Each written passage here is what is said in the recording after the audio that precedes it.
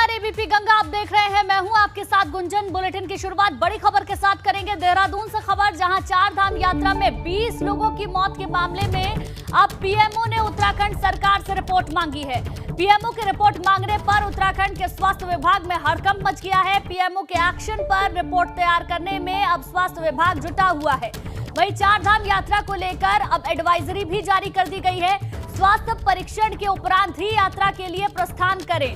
पूर्व से बीमार व्यक्ति अपने चिकित्सक का परामर्श पर्चा और चिकित्सक का संपर्क नंबर अवश्य ही साथ रखें। अति वृद्ध एवं बीमार व्यक्ति एवं पूर्व में कोविड से ग्रसित व्यक्तियों के लिए यात्रा पर ना जाने या फिर कुछ समय के लिए स्थगित करना ही उचित होगा। हृदय रोग, इसके अलावा मधुमेह, रक्तचाप से ग्रसित लोग ऊंचाई वाले क्षेत्रों में जाते समय विशेष सावधानी बरतें। उपरोक्त बीमारियों से ग्रस्त व्यक्ति पर्याप्त मात्रा में दवाइयों के साथ रखें। और अजीत सिंह राठी, ब्यूरो चीफ है उत्तराखंड के, हमारे साथ जुड़ गए हैं। अजीत जी, अब पीएमओ की ओर से रिपोर्ट मांग ली गई है, क्योंकि जिस तरीके से चारधाम यात्रा शुरू हुई, उत्साह भी था, उमंग भी था और श्रद्धालुओं की श्रद्धा भी नजर आई, लेकिन एक के बाद एक मौत की खबरें भी वहां से सामने आ रही हैं।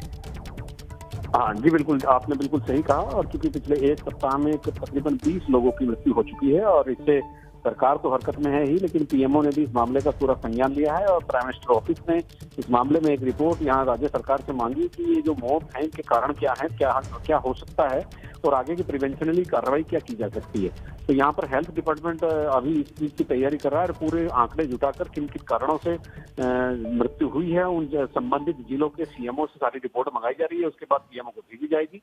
और जैसा अभी आपने दर्शकों को बताया कि जो कुछ बीमारी से ग्रसित लोग हैं, बहुत वृद्ध हैं और जो एहतियात पहाड़ पर जाने के लिए बरती जाती है, क्योंकि होता ये कार्डिक अटैक का सबसे ज्यादा खतरा होता है जब आप आदमी मैदान में होता, गर्म मौसम होता और एक तब हेलीकॉप्टर से केदारनाथ या बद्रीनाथ जाता है, तो तब चूंकि उसकी जो बॉडी है वो जो दोनों जगह के टेम्परेचर में संतुलन बनाने में नाकामयाब होती है। तो इसीलिए जब वो संतुलन नहीं बनता तब कार्डिक अटैक होने का खतरा रहता है। इसी वजह से जो 20 लोग जो जिनकी मृत्यु हुई उनमें से 12 लोग कार्डिक अटैक से मरे हैं। तो अब पूरी रिपोर्ट यहाँ पर हेल्थ डिपार्टमेंट व मुख्य सचिव के माध्यम से पीएमओ को भेजेगा और इसमें और क्या एहतियात बरते जा सकते हैं, क्या इस पर कोई एक इनके निवारण के लिए क्या व्यवस्था हो सकती है, इस पर सरकार मंथन कर रही है। मुख्य सचिव ने भी सुबह बैठक की है, दोपहर में भी समीक्षा की है और मुख्यमंत्री भी एक बड़ी बैठक करने जा रहे हैं, ऐसी सूचना मिल रही है। जी अजीत जी, कुछ गाइडलाइंस भी अब जारी कर दी गई हैं, जिसमें कि नसीहत भी दी गई है, जो लोग पहले से बीमार हैं या फिर हाई ब्लड प्रेशर या फिर शुगर की जिनको बीमारी है वो कुछ खास एहतियात बरतें। तो बहुत से लोग ऐसे हैं जो पहले से रजिस्ट्रेशन कर चुके होंगे, पहले से अपनी बुकिंग्स कर चुके होंगे, तो क्या उनके लिए ही ये गाइडलाइंस अनिवार्य होंगी या फिर इसमें भी कुछ तब्दीली की जा सकती है? देखिए, चूंकि हम सब जानते हैं कि हाई एल्टीट्यूड पर जाने के लिए किस उम्र के व्यक्ति को के लिए क्या स्टैंडर्ड होते हैं, वो कोई एक नई बात नहीं है। तो सरकार ने एक एडवाइजरी जारी की है। अगर कोई ऐसे व्यक्ति जो इन रोग से ग्रसित हैं या उनका शरीर इस तरह की आबोहवा को, इस तरह की क्लाइमेट को, हाई एल्टीट्यूड के का जो क्लाइमेट है उसको झेलने में सक्षम नहीं है, तो वो ना जाए। तो क्योंकि जब मैदान से हाई एल्टीट्यूड की तरफ जाते हैं, कुछ हिमालयी क्षेत्रों में जाने पर वहाँ ऑक्सीजन का दबाव बहुत कम होता है, ऑक्सीजन की मात्रा बहुत कम होती है, सांस लेने में बड़ी तकलीफें होती हैं। तो ऐसी तमाम चीजें हाई एल्टीट्यूड पर जाने से पहले जिन चीजों का एहतियात बरतना चाहिए, उसी के लिए एक एडवाइजरी जारी है। जी ठीक है अजीत जी, एक के बाद एक अगर देखें तो 20 लोगों की जान एक हफ्ते के अंदर जा चुकी है। अब पीएमओ ने भी रिपोर्ट मांगी है, स्वास्थ्य विभाग में भी उसके बाद हड़कंप मचा हुआ है। बिल्कुल, देखिए, चूंकि ये क्राउड बहुत आया है और आप जानते हैं कि 3 साल से कोरोना पीरियड में चारधाम यात्रा पूरी तरह बाधित थी। पिछले साल ही थोड़ी बहुत यात्रा चल पाई थी। तो अगर आप ये भी कह सकते हैं कि क्राउड जिस तरह से इस बार आया है, वो 3 साल से यहाँ पर दर्शन नहीं हो रहे थे और एक फॉर्मल तौर पर कपाट खोले जा रहे थे, तो उस वजह से भी पूरे देश भर से श्रद्धालु यहाँ पर उमड़ पड़े हैं। आस्था का मामला है, आस्था का प्रतीक है चारधाम यात्रा। और लेकिन जब शुरुआती दौर में ही गवर्नमेंट जब कोई नियम बना रही थी कि रजिस्ट्रेशन करके यात्रा में जाना है, नहीं करके जाना है, तो ऐसी तमाम तरह की भ्रम की परिस्थितियां यहाँ पैदा होने से श्रद्धालुओं में भ्रम की स्थिति पैदा हो गई। तो अगर गाइडलाइन शुरू से ही बहुत स्पष्ट होती तो शायद ये स्थिति ना बनती। ठीक है, बहुत बहुत शुक्रिया अजीत जी आपका जानकारी के लिए।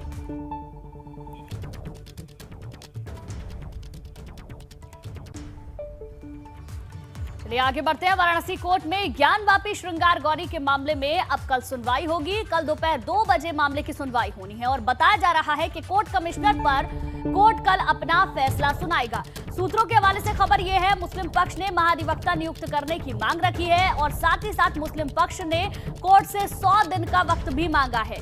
लेकिन इससे पहले हमने देखा हिंदू पक्ष की अपनी एक दलील है और हिंदू पक्ष जो मुस्लिम पक्ष की ओर से आरोप लगाए जा रहे हैं उन्हें पूरी तरीके से निराधार बता रहा है। अब कल इस पूरे मामले पर दोपहर 2 बजे सुनवाई होगी, जिसका इंतजार है। मुस्लिम पक्ष ने महाधिवक्ता नियुक्त करने की मांग रखी है और साथ ही साथ मुस्लिम पक्ष की ओर से कोर्ट से 100 दिन का वक्त भी मांगा गया है। सूत्रों के हवाले से ये जानकारी सामने आ रही है। कल इस पूरे मामले पर दोपहर 2 बजे सुनवाई होगी। ये आज हम बातचीत करेंगे। आप देखिए, ये जो हिंदू पक्ष के अधिवक्ता हैं वो हैं, तो इनसे हम जानेंगे भी। यदि चाबियां नहीं मिलती है तो ताले तोड़ करके कार्रवाई सुनिश्चित करावें। इस पर हमारे विपक्षी संख्या 4 अंजुमन इंतजामिया द्वारा समय मांगा गया कि इस पर मैं आज नहीं बता पाऊंगा, नहीं बोल पाऊंगा, हमको आपत्ति दाखिल करने का समय चाहिए। न्यायालय द्वारा कल के लिए समय दी गई। दौरान बहस दोनों पक्ष से बात उठाया गया कि माननीय अदालत विपक्षी संख्या 4 की ओर से लिखित उठाया गया था कि माननीय न्यायालय स्वतः मौके पर चल करके कमीशन कार्रवाई कराए। तो हमारे तरफ से खुली समर्थन रही है, सबके तरफ समर्थन रही है और न्यायालय द्वारा मौखिक यह आदेश कहा भी गया कि ऐसी स्थिति आई तो मैं मौके पर चल कमीशन कार्रवाई कराऊंगा।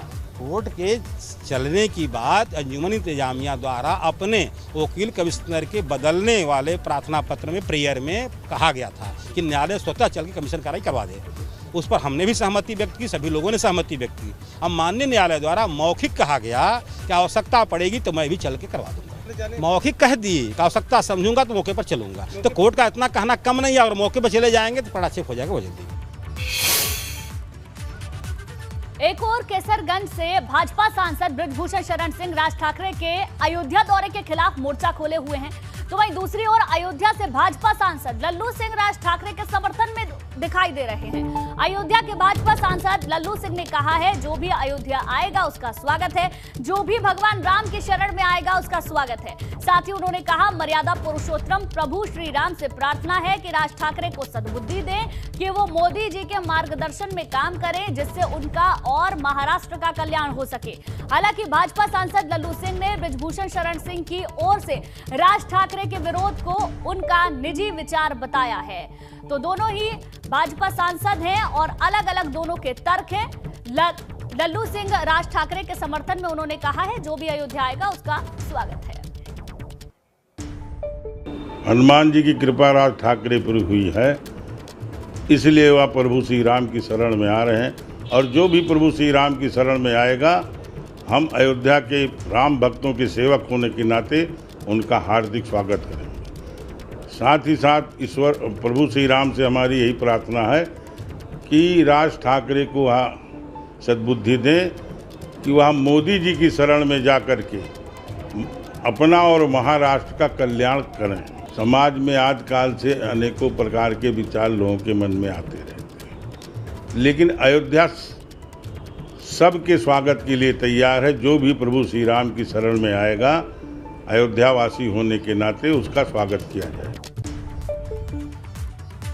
वहीं गोड्डा में राज ठाकरे के अयोध्या दौरे को लेकर विरोध लगातार जारी है। भाजपा सांसद बृजभूषण शरण सिंह लगातार राज ठाकरे के खिलाफ मोर्चा खोले हुए हैं। इसी कड़ी में भाजपा सांसद ने नंदनी नगर में संत सम्मेलन किया। इस दौरान बृजभूषण शरण सिंह ने कहा कि संतों के आदेश और बैठक के बाद आगे की रणनीति बनेगी। आज सुबह से ही सांसद के आवास और नंदनी नगर में संतों और समर्थकों का जमावड़ा होना शुरू हो गया था। करीब 11 बजे मणि रामदास छावनी के उत्तराधिकारी कमल नयन दास और तपस्वी छावनी के महंत के अलावा अयोध्या के 13 अखाड़ों के संतों की अगुवाई में तमाम संत सम्मेलन पहुंचे। इस दौरान मंच से राज ठाकरे के खिलाफ विरोध भी जताया गया।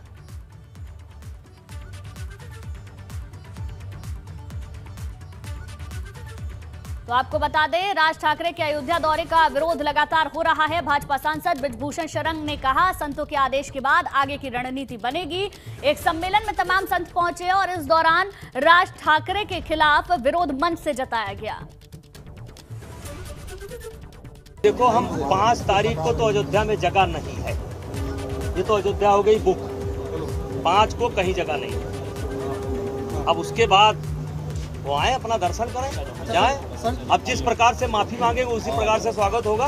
बढ़िया माफी मांगेंगे तो बढ़िया स्वागत होगा, और काम चलाऊ करेंगे तो वैसे होगा। वहीं गाजीपुर में सुबह सपा चीफ ओपी राजभर पर हमले का मामला सामने आया है। बताया जा रहा है ओपी राजभर अपने विधानसभा क्षेत्र में एक ब्रह्मभोज में गए थे। इसी दौरान उन पर किसी ने हमला कर दिया। हालांकि ओपी राजभर के सुरक्षा कर्मियों ने उन्हें हमलावरों से बचाया। ओम प्रकाश राजभर ने 10 से 12 लोगों द्वारा खुद पर हमले का आरोप लगाया है। उन्होंने आरोप लगाया है लाठी डंडों से लैस 10 से 12 लोगों ने उन्हें घेर लिया और गाली गलौज करते हुए मारपीट करने की कोशिश की। उन्होंने ये भी बताया कि उनके समर्थकों और सुरक्षा कर्मियों ने सुरक्षित बचाया। मामला करीमुद्दीनपुर थाना क्षेत्र के गौशलपुर पहदरिया गांव का बताया जा रहा है, जहां ओपी राजभर शोक संवेदना व्यक्त करने के लिए पहुंचे थे और इस दौरान का ये पूरा मामला बताया जा रहा है। वहीं ओपी राजभर पर हमले को लेकर पार्टी में भी काफी आक्रोश है। सुहेल देव भारतीय समाज पार्टी के राष्ट्रीय प्रवक्ता अरुण राजभर ने कहा, कुछ दबंगों ने ओपी राजभर को जान से मारने की कोशिश की। आरोपियों की पहचान की जा रही है, उनके खिलाफ एफआईआर दर्ज कराई जाएगी। भाजपा के राष्ट्रीय प्रवक्ता अरुण राजभर हमारे साथ हैं। अरुण जी, आज ओम प्रकाश राजभर जी पर हमला हुआ है, क्या कहेंगे? देखिए, ये तो बहुत दुखद है कि उत्तर प्रदेश के भारतीय जनता पार्टी सरकार में अब विधायक ही सुरक्षित नहीं है। सरकार जिसको जनता चुनती है अपने सुरक्षा के लिए, अब सरकार उन्हीं को सुरक्षा नहीं दे पा रही है। आज सुहेल भारतीय समाज पार्टी के अध्यक्ष माननीय ओम प्रकाश राजभर जी जहूराबाद अपने विधानसभा में, जहाँ से वो विधायक हैं, वहाँ भ्रमण कर रहे थे। भ्रमण के दौरान कुछ शादी में निमंत्रण था तो वहाँ शरीक होने गए, और कुछ निधन हुआ था तो उसमें संवेदना व्यक्त करने गए। तो कार्यक्रम करते हुए वो अंतिम गांव पहदरिया था, जो करीमुद्दीनपुर थाने के अंतर्गत गाजीपुर जिले में पड़ता है। वहाँ जब पहुँचे तो कुछ अराजक तत्व गाली देते हुए, माँ बहन की गाली देते हुए 20-25 की संख्या में लाठी लेकर के घेर लिए। घेर कर जान से मारने की एक साजिश रच रहे थे, किसी तरीके से इनको मार दिया जाए। कार्यकर्ता मौजूद थे मौके पर, कार्यकर्ताओं ने बीच बचाव किया और माननीय राष्ट्रीय अध्यक्ष जी को बाहर 100 मीटर दूर कर दिया गया। अब जैसे ही वो दूर जाने लगे, पीछे से इन लोगों ने गाली देते हुए दौड़ाना शुरू कर दिया। किसी तरह से बच करके हम राष्ट्रीय अध्यक्ष जी बाहर निकले, दूसरे गांव में गए, तुरंत सूचना दिए, दरोगा को सूचना दिए, एसपी को सूचना दिए, यहाँ लखनऊ कानून व्यवस्था एडीजी को सूचना दिए। ये घटनाएं उत्तर प्रदेश में एक विधायक के ऊपर हो रहा, जनता का जनप्रतिनिधि। ऐसे लोगों पर सरकार अगर कार्रवाई नहीं करेगी तो फिर ऐसे लोगों का मनोबल बढ़ेगा। एफआईआर करेंगे आप? हाँ बिल्कुल, हमने तहरीर लिखा रखा है। हम एक पत्र ज्ञापन अभी हम देंगे, ये ज्ञापन हम अभी भिजवाएंगे और इस ज्ञापन के माध्यम से ऐसे अराजक तत्वों पर कठोर कार्रवाई, कि ऐसे लोग अगर उत्तर प्रदेश के गांव में किसी विधायक पर हमला करने की नीयत से इस तरह की हरकत करते हैं, अगर कार्रवाई नहीं होती है तो फिर लोगों के मनोबल बढ़ते जाएंगे, कानून व्यवस्था बेहतर नहीं होगी। आगे बढ़ते हैं लखनऊ से खबर, जहां ताजमहल के बंद कमरे को खोलने के मामले में लखनऊ बेंच में दायर याचिका पर 12 मई को सुनवाई होनी है। अधिवक्ता की हड़ताल के कारण आज सुनवाई नहीं हो सकी। याचिका में बंद 22 कमरों को खोलने की मांग लगातार की जा रही है। ये बड़ी खबर आपको बता दें, अब इस पूरे मामले पर लखनऊ बेंच में दायर याचिका पर 12 मई को सुनवाई होगी। ताजमहल के बंद कमरों को खोलने की मांग लगातार की जा रही है और कई बयान भी इसको लेकर सामने आ चुके हैं। अधिवक्ता की हड़ताल के कारण आज सुनवाई नहीं हो पाई। अब इसके बाद 12 मई को इस पूरे मामले पर सुनवाई होगी।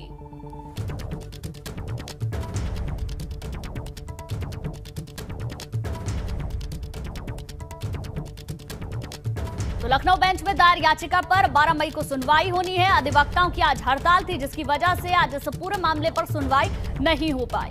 अब देखना ये होगा कि कोर्ट की ओर से क्या फैसला लिया जाता है, क्योंकि लगातार मांग उठ रही है इन 22 कमरों को खोलने की। ताजमहल में प्रवेश न मिलने पर अयोध्या के संत ने कोर्ट में अर्जी दी है। भगवाधारी संत जगतगुरु परमहंसाचार्य ताजमहल में प्रवेश न मिलने को लेकर इलाहाबाद हाईकोर्ट पहुंच गए। हाईकोर्ट में परमहंसाचार्य और उनके शिष्य धर्मेंद्र गोस्वामी की ओर से याचिका दाखिल की गई। इस याचिका में परमहंसाचार्य की तरफ से भगवा वस्त्रों में और धर्म दंड के साथ ताजमहल में प्रवेश की कोर्ट से अनुमति मांगी गई है। आपको बता दें 26 अप्रैल को भगवाधारी संत परमहंसाचार्य को ब्रह्मदंड के साथ ताज में प्रवेश करने से सुरक्षा कर्मियों ने रोक दिया था। 3 मई को आगरा में दोबारा आने पर परमहंसाचार्य और उनके शिष्य धर्मेंद्र गोस्वामी को पुलिस ने आगरा के कीठम गेस्ट हाउस में नजरबंद किया था।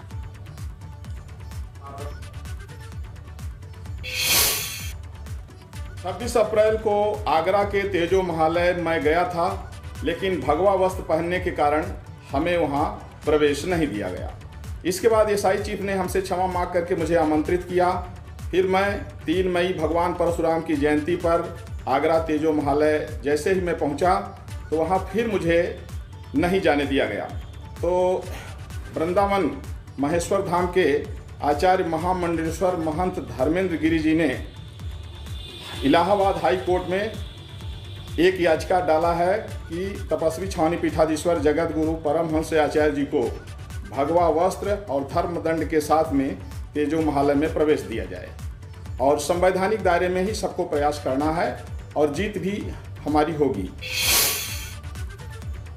वहीं ताजमहल विवाद को लेकर फतेहपुर सीकरी सांसद और किसान मोर्चा के राष्ट्रीय अध्यक्ष राजकुमार चाहत का कहना है कि कोर्ट में दाखिल याचिका का स्वागत होना चाहिए, क्योंकि जो विवाद खड़े हो रहे हैं उस पर विराम लग जाएगा। साथ ही राजकुमार चाहर ने सवाल उठाते हुए कहा कि ताजमहल में भगवाधारियों के प्रवेश पर क्यों रोक है।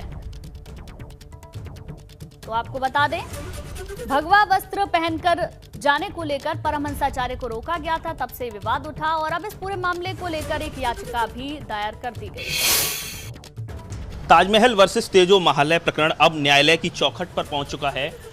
इलाहाबाद हाईकोर्ट की लखनऊ बेंच में इसमें सुनवाई होनी है, एक याचिका दाखिल की गई है।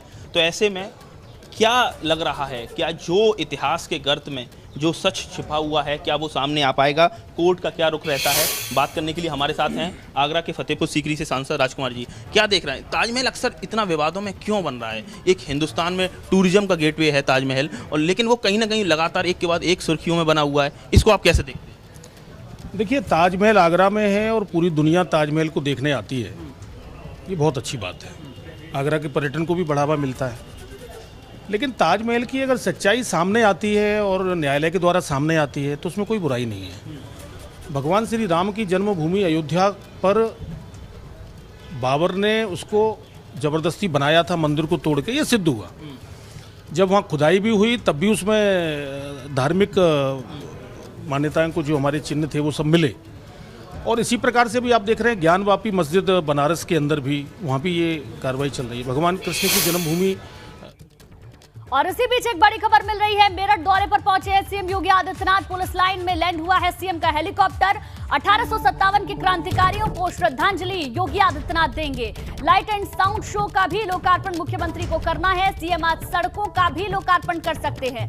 आज क्रांति दिवस के मौके पर शहीद स्मारक भी मुख्यमंत्री जाएंगे, जहां क्रांति के अमर बलिदानियों को श्रद्धा सुमन अर्पित करेंगे। इसके साथ ही आज वो कानून व्यवस्था और विकास कार्यों की समीक्षा भी कर सकते हैं।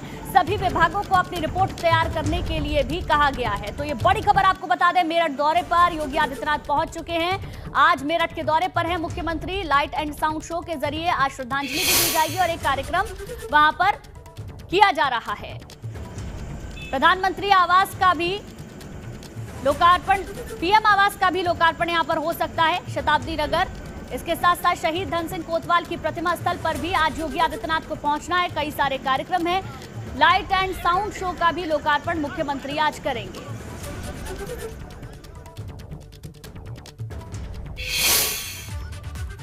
तो सीएम योगी आदित्यनाथ मेरठ में लाइट एंड साउंड शो का लोकार्पण करेंगे। क्रांति दिवस के मौके पर सीएम शहीदों को नमन भी करेंगे, जिसके बाद लाइट एंड साउंड शो का लोकार्पण किया जाएगा।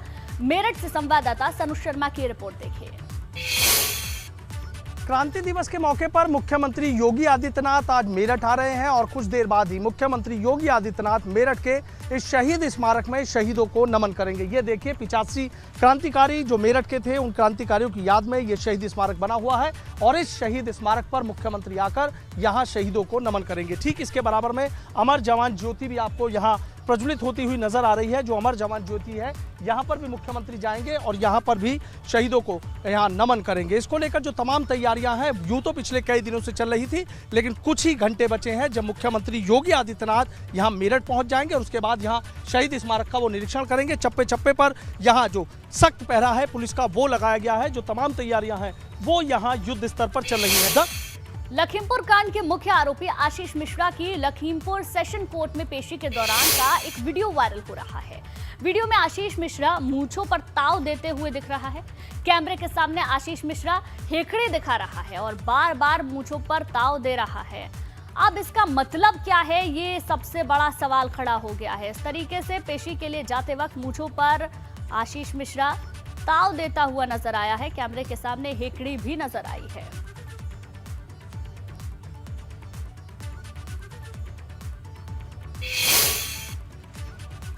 वही आशीष मिश्रा को लेकर किसान पक्ष के वकील का बयान सामने आया है। आशीष मिश्रा की ओर से डिस्चार्ज एप्लीकेशन किसानों के वकील ने अपनी बात रखी। आशीष मिश्रा की डिस्चार्ज एप्लीकेशन पे आज हमें आपत्ति दाखिल करनी थी, तो वो आपत्ति हमने दाखिल कर दी और उसमें अगली तारीख 24 मई अब निर्धारित हो चुकी है। बाकी आशीष मिश्रा की आपत्ति जो दाखिल हुई है उसमें एक चीज़ ये मुख्य सामने आई कि आशीष मिश्रा ने अपनी डिस्चार्ज एप्लीकेशन की धारा 7 में इस बात को माना है कि एक्यूज साइड जो है वो डिप्टी सीएम को रिसीव करने जा रहा था। तो अभी तक जो ये कहते हुए चले आ रहे थे कि घटनास्थल पर मौजूद नहीं थे, तो डिस्चार्ज एप्लीकेशन की धारा 7 में इन्होंने एक्सेप्ट किया है कि हाँ ये घटनास्थल पर मौजूद थे, जिसका खंडन हमने, जिस पर आपत्ति हमने जताई है अपनी आपत्ति की धारा 3 में। वहीं लखीमपुर कोर्ट में पेशी के दौरान आशीष मिश्रा की हेकड़ी को लेकर राकेश टिकैत की प्रतिक्रियाएं भी सामने आई हैं। बाकियों के राष्ट्रीय प्रवक्ता राकेश टिकैत ने क्या कुछ कहा, आइए वो सुनवाते हैं आपको।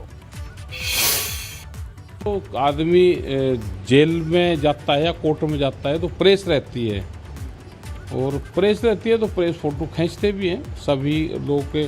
कोई भी उस तरह के जो चर्चित केस रहते हैं तो मीडिया वहाँ पर रहती है, तो मीडिया फोटो तो खींचती है और कोर्ट अपना काम कर रहा। राजा का लड़का है, जेल ही तो जा रहा है, तो राजाओं के लड़के तो ऐसे ही जाओ। आगे बढ़ते हैं लखनऊ से खबर, जहां कैबिनेट बैठक में कुल 13 प्रस्तावों पर मोहर लगी है। अंतर्राष्ट्रीय खेलों में पदक लाने वाले खिलाड़ियों को नियुक्ति दी जाएगी। यूपी के मूल निवासी खिलाड़ियों को नियुक्ति देने का प्रस्ताव पास हो चुका है। 9 विभागों में 24 पदों पर राजपत्रित अधिकारी के तौर पर नियुक्ति का प्रस्ताव भी पास हो गया है। इसके अलावा बीडीओ के 4 पद, बीएसए के 1 पद, डीएसपी के 7 पदों पर नियुक्ति की जाएगी। पैरा ओलंपिक के विजेता खिलाड़ियों को भी नियुक्ति दी जाएगी। 5 छोटे हवाई अड्डों के प्रबंधन और संचालन के लिए एमओयू होगा। एआई प्रबंधन अलीगढ़, आजमगढ़, चित्रकूट, श्रावस्ती, सोनभद्र करेगा समझौता। इसके साथ ही आपको बता दें, हर एक एयरपोर्ट के लिए सरकार 7 करोड़ रुपए एएआई को मेंटेनेंस देगी। 23 मई से विधानसभा का बजट सत्र शुरू होगा। नए एडवोकेट जनरल की नियुक्ति को भी मंजूरी मिल गई है। तो आज कैबिनेट की बैठक हुई और कैबिनेट की बैठक में क्या अहम फैसले लिए गए वो हमने आपको बताया।